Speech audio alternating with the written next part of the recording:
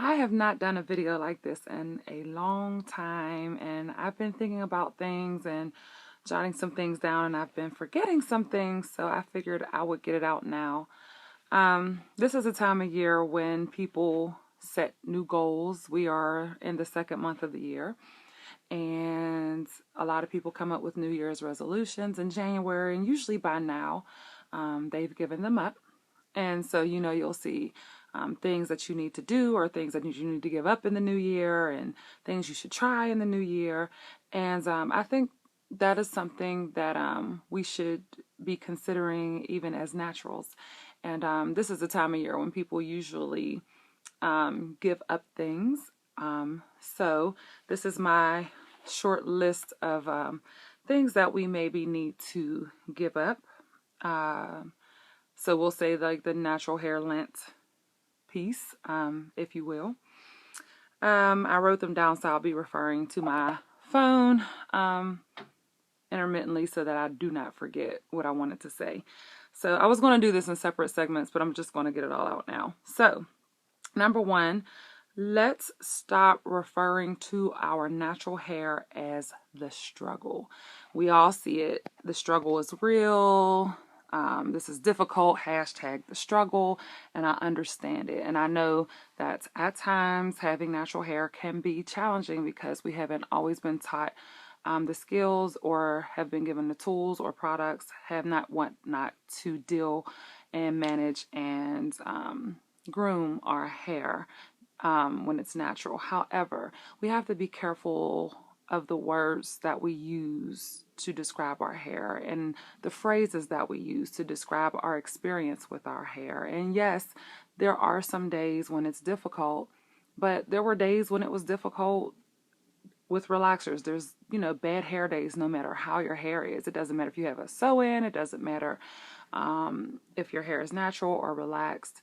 You will have good days and you will have some not so good days. But it's important to keep that in perspective and be careful and mindful of the words that we use to describe our experience with our hair. So referring to it as the struggle hashtag isn't the most edifying way to describe challenges with our hair. Sometimes we're just having a challenging hair day, and that's okay.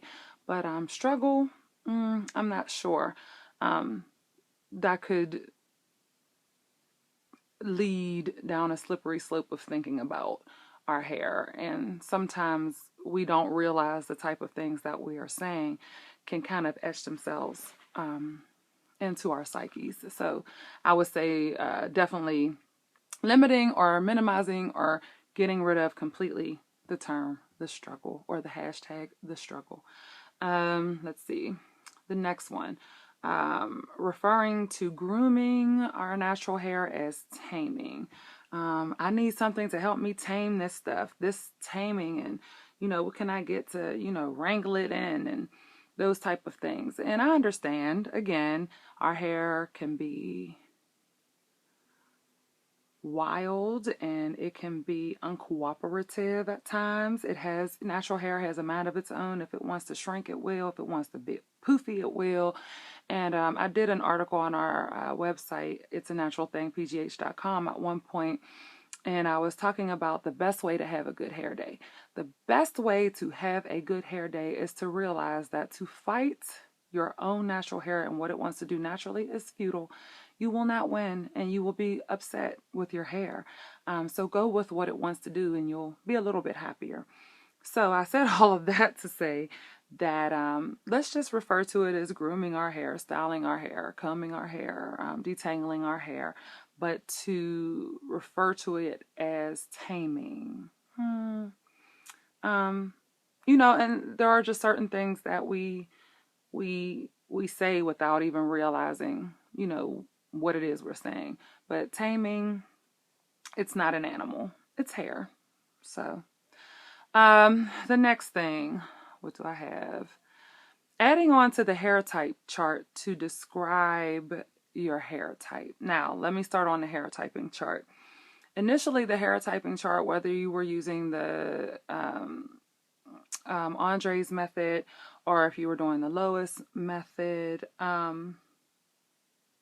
of typing. Lois is less popular now. But the Andre Walker hair chart typing, it initially began as just a general guide to discuss, ways you can potentially care for your hair. General guide. It is not the Bible. It is not law. Okay. Then people felt like their hair was getting left out of the loop. So then in the natural hair community, people began to add types. So we saw 3B turn into 3C. And then you have 4A and 4B, and that turned into 4C.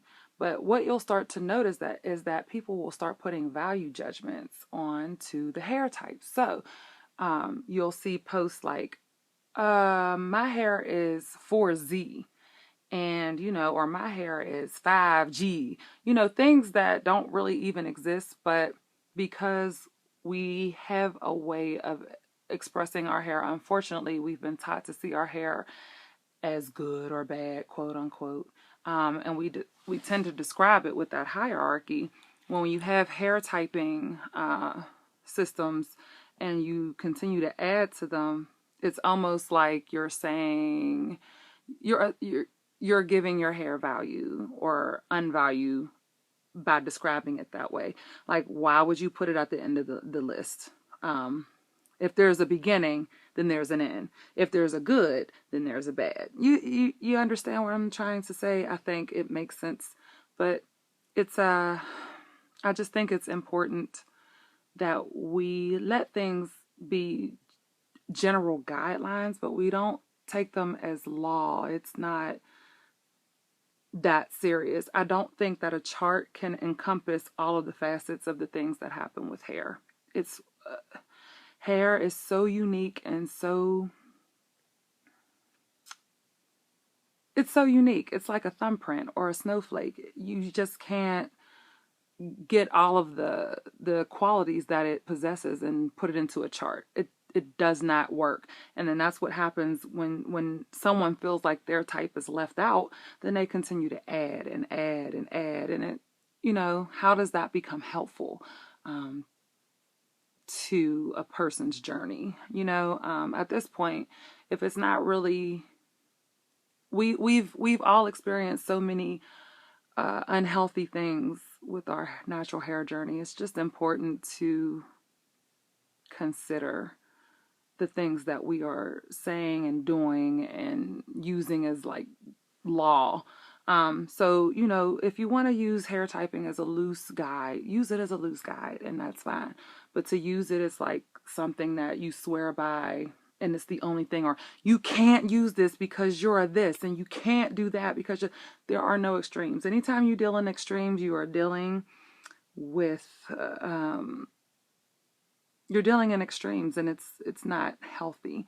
Because everything usually is met in the middle. You don't want to deal in extremes or distortions. Okay, that's enough on that one. And we're cracking down on this little list. Covering hair shame with protective styles. Now, you can see that I clearly have Havana twist in. I am not against using long-term protective styles. I am not against using weave or wigs or anything to enhance your experience, or if some days you're just having a lazy day, you don't feel like it. So that's fine, okay? What I'm saying is some things we will never admit in person, but if you go deep down inside of your heart and you find yourself when you're not in those styles that make your hair look bigger or more defined or whatever, that you don't feel as confident, or you don't think you look as pretty with your own natural hair as you do with a protective style, because the protective style kind of has the qualities in which you wish your hair possessed. And only you will know that. That's not something that I can look at you and say, oh, this is what you're doing. You know what you're doing, and you know what it is. So as a result, you're going to have to do some soul searching and figure out, is this really a protective style, or is this something I'm doing to make myself feel better, or something that I feel more beautiful with, as opposed to just wearing my hair and feeling confident with that. There is something to be said for, leaving your hair alone. That's great. Then there's other people who, I pretty much wear my hair out all year. I just realized that today when I was looking for a picture of protective styles. I said, oh, I wear my fro pretty much all year, and it's fine. My hair grows fine.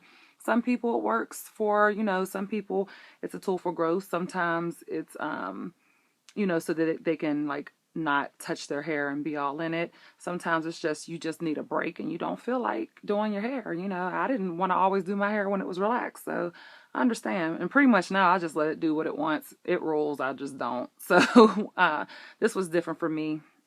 But, I hope you understand what I'm saying. There's no judgment here, just trying to get whole. And the next one, are you black? Here's the thing. A lot of people have different textures. Even if you look at the continent of Africa, there are so many different textures across the continent. And, a lot of people think, if you have two parents or two grandparents that are of African descent, then, you're just 100 all the way black. Everybody pretty much has some type of admixture. Once you go through slavery and colonization, we all have an admixture. None of us are 100% anything. However, phenotypically, we have to identify with a certain group. We are African descendants, and our hair, whether it's loose or tight, is usually a representative of that lineage. That curl, you cannot lie. It doesn't matter if it's loose or tight. So what does it really matter if a person can have two black parents and have loosely coiled hair? And you can be a dark-skinned person and have loosely coiled hair. And it doesn't mean you're mixed, quote unquote, with anything different, or anything, quote unquote, more exotic. Because, a lot of times exotic is considered something other than being, quote unquote, regular black. It's okay. It is okay. Everyone has different hair textures. Even if you look at people who are white, you won't see two white people with always the same hair texture. It is what it is. It doesn't mean that their lineage is any different. So it's time to stop saying, or, well, you can do that because your hair is like that. I mean, you have that background, so you can do that, or she can do that, or her hair grows like that because that's what she's mixed with. Well, we're kind of all mixed with something somewhere, as far as I know. Yeah, so to ask someone, what their lineage is because that's their hair, or so what, their hair will do that because she's clearly mixed, and everyone has a different hair journey. It doesn't matter what their admixture is. It really doesn't. Yeah. So I hope we can, move past that. We are all one. It doesn't matter what language we speak. If we are African descendants, we are African descendants, and we all will have different variances in our skin, our hair, our eyes, our body types. It is all good, okay? And the last thing is we need to let go of thinking that hair shed is bad. I cannot tell you how many questions I get about hair shed as though it's something bad, or even post now you have people who are like purposely trying to figure out ways to stop their hair from shedding. Hair shed is a natural process in the hair cycle. The hair grows, the hair rests, the hair falls. That is the shed period. It is okay because most of the time, most of the hair on your head is growing in and rolling, and you have a growth cycle. And once that cycle is over, it has to remove itself to make room for the new hair coming in. It is okay to shed. Breakage is not shedding. Shedding is not breakage. And it is a normal process. You have different products and supplements now coming out that are slowing down or stopping shedding. And the only other time that really happens in life is when a woman is pregnant. And that's a hormonal thing. And when the woman has that baby and her hormones begin to return back, that hair that wasn't shed usually has a mass shed. And it's different for every woman, but it happens. Shad is not a bad thing. It's really not. It is okay. You don't have to put cotton ball size hairs. Like a curly hair looks like it's like there's more of it anyway. So if you ball it up in a ball and say, is this too much? Of course it's going to look like a lot. It's curly. It is okay. You can shed more or less than 70 to 100 strands a day, more or less. Or sometimes, it's just know that it's okay and you don't have to worry about it. It is a normal part of the growth cycle. And yeah, so those are just some things that have been on my mind lately, and I just kind of wanted to address in video format. I guess I'll get back into doing videos this year. Yeah, it's been a long journey for me, the end of 2014 and 2015, but I'm very grateful for It's a Natural Thing and all of the work we're doing. And I look forward to continuing to grow and to continue to learn things and to unlearn things as well. So with this being the first day of Lent, officially it's Ash Wednesday, I guess this is going to be my Lenten natural hair things to give up. So let's think about those things and think about ways we can feel proud of our hair and know that it wasn't a mistake that you have the hair on your head that you have. Okay, take care.